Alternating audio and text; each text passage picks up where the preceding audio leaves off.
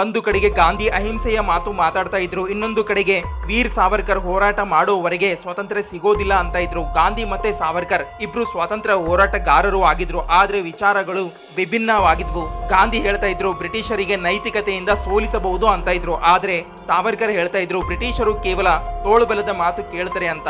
ಆದ್ರೆ ಗಾಂಧಿ ಸೌತ್ ಆಫ್ರಿಕಾದಲ್ಲಿ ಮೂವ್ಮೆಂಟ್ ಪ್ರಾರಂಭ ಮಾಡಿದಾಗ ಸಾವರ್ಕರ್ ಲಂಡನ್ ನಲ್ಲಿ ಬ್ರಿಟಿಷ್ ಸರ್ಕಾರದ ವಿರುದ್ಧ ಅರ್ಜ್ಮರ್ ರೆಸಿಸ್ಟೆನ್ಸ್ ನ ಪ್ಲಾನಿಂಗ್ ಮಾಡ್ತಾ ಇದ್ರು. ಗಾಂಧಿ ಅವರಿಗೆ ಕಾರ್ಲ್ ಮಾರ್ಕ್ಸ್ ಅವರ ಸಪೋರ್ಟ್ ಸಿಗುತ್ತೆ, ಆದ್ರೆ ಸಾವರ್ಕರ್ ಅವರಿಗೆ ಬ್ರಿಟಿಷರು 2 ಬಾರಿ ಕಾಲೇಜಿನಿಂದ ಜೈಲಿಗೆ ಹಾಕ್ತಾರೆ, ಮತ್ತೆ ಸೆಲ್ಯುಲರ್ ಜೈಲ್ ಒಳಗೆ 10 ವರ್ಷ ಬೇಡಿಯಿಂದ ಕಟ್ಟಿ ಹಾಕಿದ್ರು. ಅಸಲಿ ಟ್ವಿಸ್ಟ್, ಗಾಂಧೀಜಿಗೆ ಪಾಕಿಸ್ತಾನಿ ಪಠ್ಯ ಪುಸ್ತಕದಲ್ಲಿ ಪೀಸ್ ಐಕಾನ್ ಎಂದು ಕರೆಯಲಾಗುತ್ತೆ, ಅದೇ ಸಾವರ್ಕರ್ ಅವರಿಗೆ ಉಗ್ರಗಾಮಿ ಎಂದು ಕರೆಯಲಾಗುತ್ತೆ. ಆದ್ರೆ ಇತಿಹಾಸಕಾರರು ಹೇಳ್ತಾರೆ ರಕ್ತ ಕ್ರಾಂತಿ ಮತ್ತೆ ಬ್ರಿಟಿಷರ ವಿರುದ್ಧ ದೊಡ್ಡ ಹೋರಾಟ ಆಗ್ತಾ ಇರಲಿಲ್ಲ ಅಂದ್ರೆ 1947ರಲ್ಲಿ ಸ್ವಾತಂತ್ರ್ಯ ಸಿಗ್ತಾನೆ ಇರಲಿಲ್ಲ ಅಂತಾರೆ. ಹಾಗಿದ್ರೆ ಗಾಂಧಿ ಅಥವಾ ಸಾವರ್ಕರ್ ಯಾರು ಬೆಸ್ಟ್, ನೀವೇ ಹೇಳಿ. ಇಂಥದ್ದೇ ಫ್ಯಾಕ್ಟ್ ವಿಡಿಯೋ ನೋಡಲು ಚಾನಲ್ ಸಬ್ಸ್ಕ್ರೈಬ್ ಮಾಡಿ, ಹಾಗೆ ನಮ್ಮನ್ನ ಫಾಲೋ ಮಾಡಿ, ಸಪೋರ್ಟ್ ಮಾಡಿ.